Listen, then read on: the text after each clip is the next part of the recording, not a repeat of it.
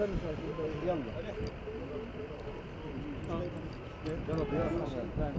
تم استخدام خبراء من خبراء المتفجرات لفحص جثة هذا.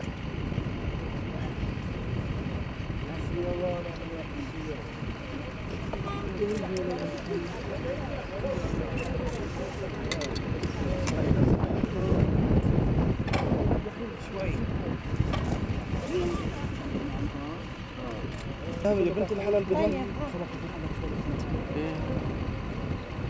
هلا حطوه بالحمام بس صوت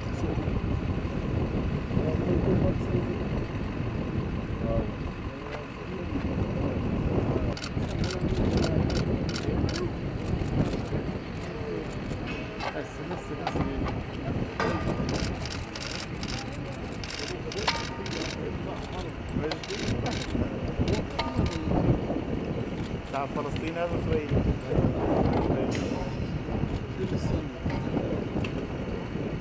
بدر